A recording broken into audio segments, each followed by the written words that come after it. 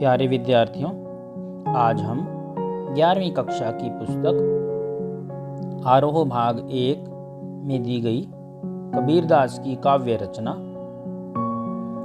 हम तो एक एक करी जाना को पढ़ेंगे। प्यारे विद्यार्थियों, इस कविता में कबीरदास जी ने ईश्वर की सर्वव्यापक सत्ता को स्वीकार किया है। कबीर जी निर्गुण कवि है।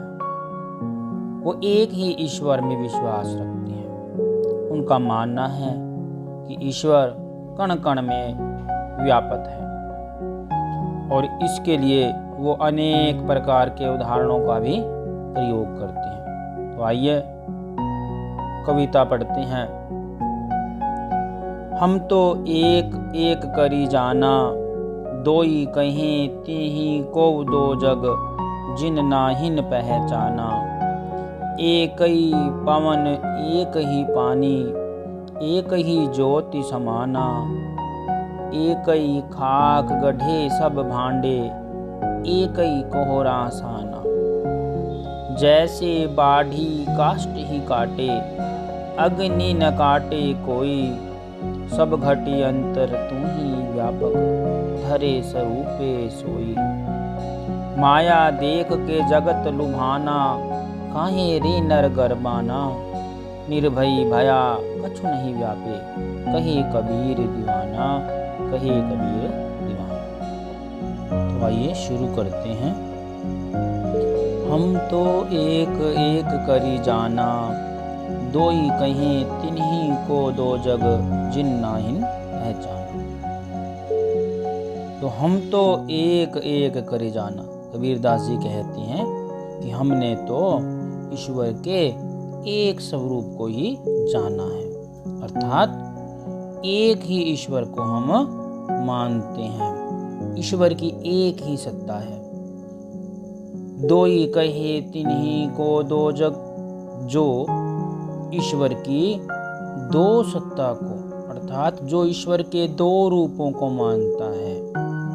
दोई कहे तिन्ही को दो जग, दो जग अर्थात नरक, वो क्या है?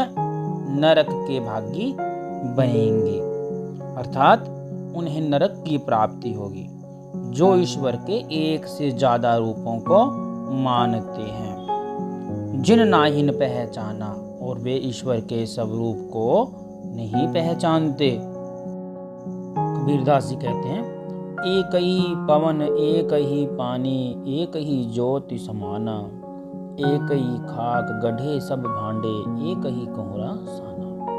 अर्थात सारी संसार में एक ही पवन सभी जगह बहती है, एक ही प्रकार का पानी सभी संसार में व्याप्त है, और एक ही ज्योति समाना। यहाँ ज्योति उस ईश्वर को कहा गया है, उस परम सत्ता को माना गया है। अर्थात हम सब एक ही ज्योति में समा जाएंगे, अर्थात मृत्यु के पश्चात हम सब उसी एक ईश्वर में एकाकार हो जाते हैं। एक ही खाक गढ़े सब भांडे, एक ही कोहरा साना। खाक मिट्टी को कहा जाता है, गढ़े का मतलब बनना, भांडे बर्तन।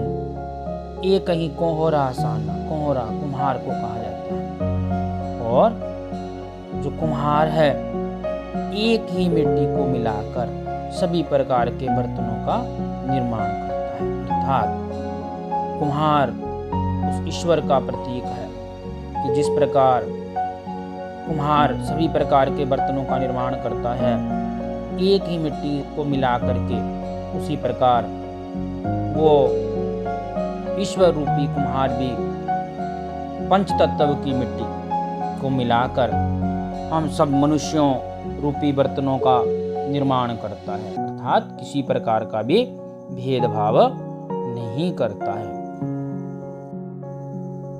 जैसे बाढ़ी काष्ठ ही काटे, अग्नि न काटे कोई। सब घटी अंतर तू ही व्यापक, धरे स्वरूपे सोई। जिस प्रकार बाढ़ी अर्थात बढ़ई, काष्ठ लकड़ी को कहते हैं, कि जिस प्रकार एक बढ़ई लकड़ी को ही काट सकता है, लेकिन उसके अंदर छिपी हुई अग्नि को नहीं काट सकता, उसी प्रकार ईश्वर भी कण कण में व्यापक है। सब घट अंतर तू ही व्यापक धरे स्वरूपे सोई, कि ईश्वर सब घट घट के अंदर व्यापक है और अपने जो है स्वरूप को धारण करता है। माया देख के जगत लुभाना, काहे रे नर गरबाना, निर्भय भया कछु नहीं व्यापे, कही कबीर दीवाना। तो इन पंक्तियों में माया मोह माया को कहा जाता है। माया को देखकर जो है सारी दुनिया लालच में पड़ जाती है। काहे रे नर गरबाना, कि हे मनुष्य तू किस बात का गर्व कर रहा है, तेरा अपना तो कुछ भी नहीं है, क्योंकि ये मनुष्य शरीर तो नाशवान है और तू सब कुछ जानते हुए भी ये मेरा है इस प्रकार से करता रहता है, तो मोह माया में फंस जाता है। निर्भय भया कछु नहीं व्यापे, कही कबीर दीवाना।